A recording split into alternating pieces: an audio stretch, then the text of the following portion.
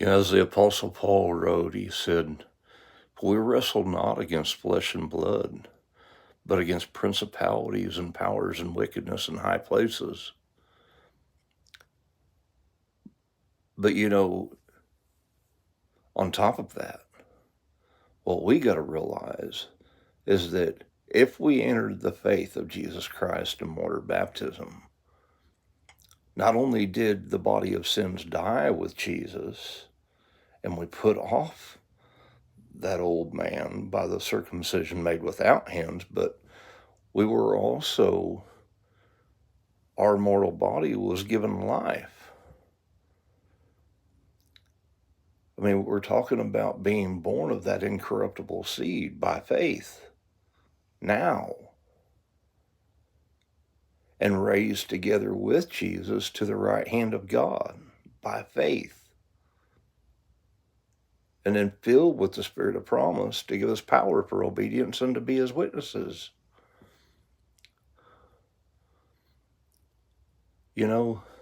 So our replacement to sin that he describes in Romans chapter 7 before we're born again has changed after we're born again of water and the Spirit in Jesus' name. Because we're raised together with Him far above all principality, power, and dominion. So our placement to sin has changed. We who were sold under sin were purchased and redeemed back out from underneath it by the sacrifice of Jesus on that tree. Paul describes that in Colossians chapter 2.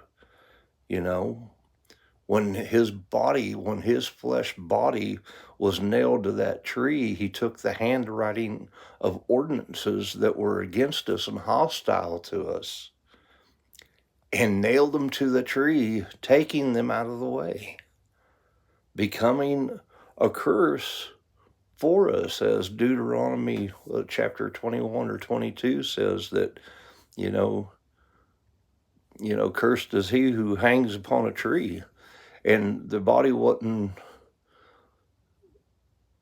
permitted to stay there overnight, lest the whole land be cursed. So Jesus, before the setting of the sun, passed and gave up the Spirit and was taken down for that very reason.